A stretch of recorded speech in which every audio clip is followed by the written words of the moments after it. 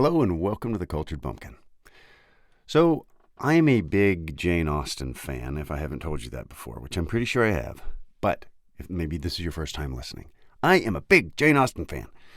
Why is that, you might ask? You don't seem like a Jane Austen fan. Well, when I was in the Army, I read several classic books. I read Tolkien's trilogy, the Lord of the Rings trilogy, and then I read Wind in the Willows, and I read Jane Austen.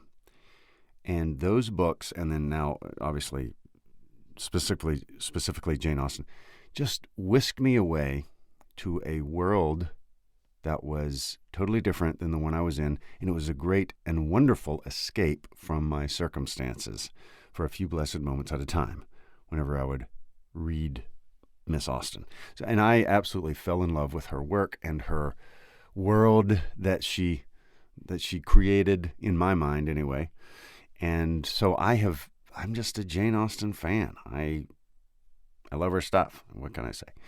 And so I thought, there's been some magnificent audiobooks made of Pride and Prejudice, things like that.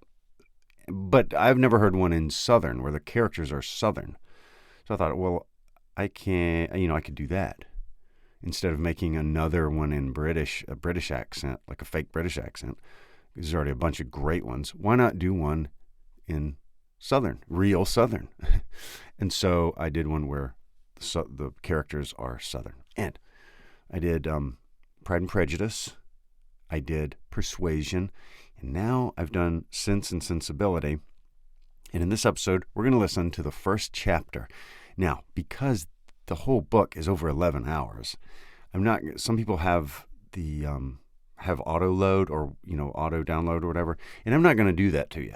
I'm not going to have your phone auto download an 11-hour audiobook. I'm just not going to do that to you. I'm too nice. So, here's the first chapter. And then if you like the rest, you want to keep listening, why it's all on YouTube. You'll just, you just have to go to YouTube. The whole thing's on YouTube, and I'll put a link in the description. And there you go. So if you like what you hear here, you can go and get the rest of it on YouTube. Also, on YouTube runs ads. You know what I mean? They put ads on anything that gets uploaded. They're going to run an ad on. If you want to hear it ad free and support the podcast, you can check my Patreon. $3 a month. You listen to everything you want, and I upload stuff a lot to it. It keeps growing and growing, the audio library. But Sense and Sensibility is on there in its entirety, and you can listen to it, obviously, ad-free, if you like. So that is in the description as well. So a couple of options for listening to the whole thing. And so without any further ado, you're listening to The Cultured Bumpkin, a literature podcast with Jake Phillips, where we present audiobook quality readings of the classics for your enjoyment. Thank you for stopping by. And remember, just because you're a bumpkin doesn't mean you can't be cultured. You've been listening to The Cultured Bumpkin, a literature podcast with Jake Phillips. Thank you very much for listening. I really do appreciate it. If you enjoyed this, would you mind going and subscribing and leaving a nice review on whatever podcast platform you heard this on? I would really appreciate it. Thank you very much for listening, and we'll see you next time. Sense and Sensibility by Jane Austen. Narrated by Jake Phillips. Chapter 1. The family of Dashwood had long been settled in Sussex. Their estate was large, and their residence was at Norland Park, in the center of their property, where for many generations they had lived in so respectable a manner as to engage the general good opinion of their surrounding acquaintance. The late owner of this estate was a single man, who lived to a very advanced age, and for many years of his life had a constant companion and housekeeper in his sister. But her death, which happened 10 years before his own, produced a great alteration in his home. For to supply her loss, he invited and received into his house the family of his nephew, Mr. Henry Dashwood, the legal inheritor of the Norland estate, and the person to whom he intended to bequeath it. In the society of his niece and nephew and their children, the old gentleman's days were comfortably spent. His attachment to them all increased. The constant attention of Mr. and Mrs. Henry Dashwood to his wishes, which proceeded not merely from interest, but from goodness of heart, gave him every degree of solid comfort which his age could receive, and the cheerfulness of the children added a relish to his existence. By a former marriage, Mr. Henry Dashwood had one son, by his present lady 3 daughters. The son, a steady, respectable young man, was amply provided for by the fortune of his mother, which had been large, and half of which devolved on him on his coming of age. By his own marriage, likewise, which happened soon afterwards, he added to his wealth.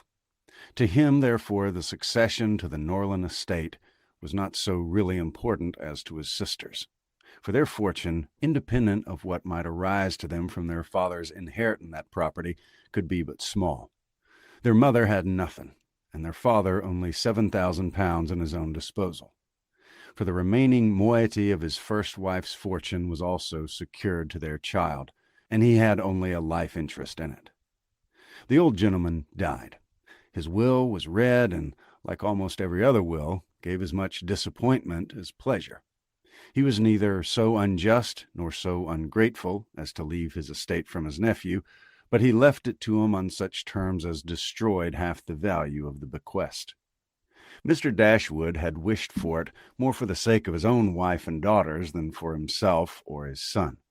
But to his son and his son's son, a child of 4 years old, it was secured in such a way as to leave to himself no power of providing for those who were most dear to him, and who most needed a provision by any change on the estate or by any sale of its valuable woods.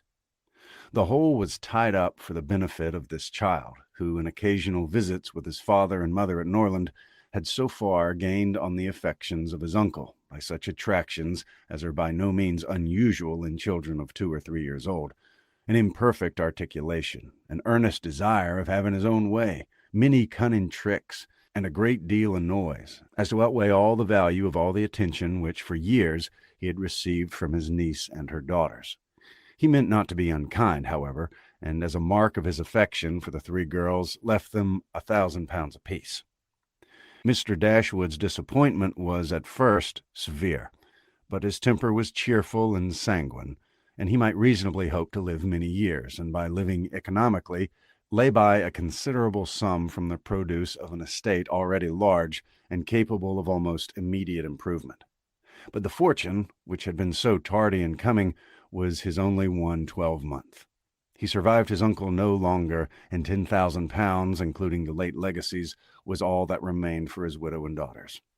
His son was sent for as soon as his danger was known, and to him Mr. Dashwood recommended, with all the strength and urgency which illness could command, the interest of his mother-in-law and sisters. Mr. John Dashwood had not the strong feelings of the rest of his family, but he was affected by a recommendation of such a nature at such a time, and he promised to do everything in his power to make him comfortable. His father was rendered easy by such an assurance, and Mr. John Dashwood had then leisure to consider how much there might prudently be in his power to do for him. He was not an ill-disposed young man, unless to be rather cold-hearted and rather selfish is to be ill-disposed, but he was, in general, well-respected, for he conducted himself with propriety in the discharge of his ordinary duties. Had he married a more amiable woman, he might have been made still more respectable than he was. He might have even been made amiable himself, for he was very young when he married and very fond of his wife, but Mrs. John Dashwood was a strong caricature of himself, more narrow-minded and selfish. When he gave his promise to his father, he meditated within himself to increase the fortunes of his sister by the present of £1,000 apiece. He then really thought himself equal to it. The prospect of £4,000 a year, in addition to his present income, besides the remaining half of his own mother's income, warmed his heart and made him feel capable of generosity.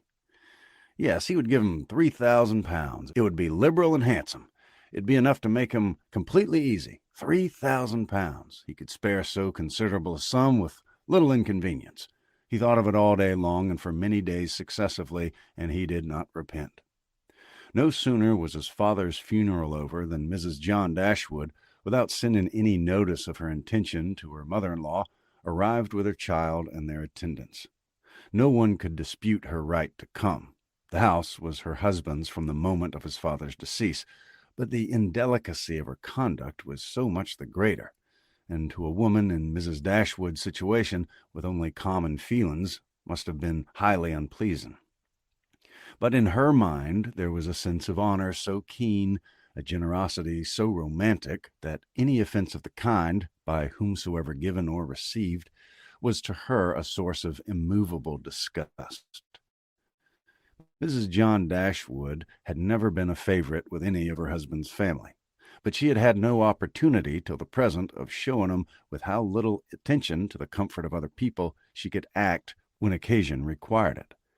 So acutely did Mrs. Dashwood feel this ungracious behavior, and so earnestly did she despise her daughter-in-law for it, that on the arrival of the latter she would have quitted the house forever had not the entreaty of her eldest girl induced her to reflect on the propriety of going, and her own tender love for all her 3 children determined her afterwards to stay, and for their sakes avoid a breach with their brother. Eleanor, this eldest daughter, whose advice was so effectual, possessed a strength of understanding and coolness of judgment which qualified her, though only 19, to be the counselor of her mother, and enabled her frequently to counteract, to the advantage of them all, that eagerness of mind which Mrs. Dashwood must generally have led to imprudence. That eagerness of mind in Mrs. Dashwood which must generally have led to imprudence. Yes. She had an excellent heart. Her disposition was affectionate, and her feelings were strong, and she knew how to govern them. It was a knowledge which her mother had yet to learn, and which one of her sisters had resolved never to be taught. Mary Ann's abilities were in many respects quite equal to Eleanor's. She was sensible and clever, but eager in everything. Her sorrows, her joys could have no moderation. She was generous, amiable, interesting. She was everything but prudent. The resemblance between her and her mother was strikingly great. Eleanor saw with concern the excess of her sister's sensibility, but by Mrs. Dashwood it was valued and cherished. They encouraged each other now in violence of their affliction. The agony of grief which overpowered them at first was voluntarily renewed, was sought for, was created again and again. They gave themselves up wholly to their sorrow, seeking increase of wretchedness in every reflection that could afford it, and resolved against ever-admitting consolation in future. Eleanor, too, was deeply conflicted, but still she could struggle, she could exert herself, she could consult with her brother, could receive her sister-in-law on her arrival and treat her with proper attention, and could strive to rouse her mother to similar exertion and encourage her to similar forbearance. Margaret, the other sister, was a good-humored, well-disposed girl, but as she had already imbibed a good deal of Mary Ann's romance, without having much of her sense, she did not at 13 bid fair to equal her sisters at a more advanced period of life. Well, that was Chapter 1. Thank you so much for listening. I hope you enjoyed that. And again, you can hear it in its entirety on YouTube, link in the description. And if you want to hear it ad-free and support the podcast, you can check out my Patreon, and that is a link to that is also in the description. Thank you very much for listening. You've been listening to The Cultured Bumpkin, a literature podcast with Jake Phillips.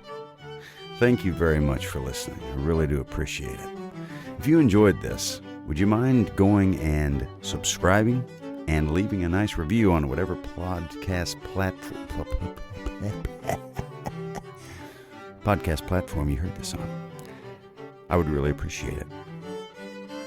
Thank you very much for listening, and we'll see you next time.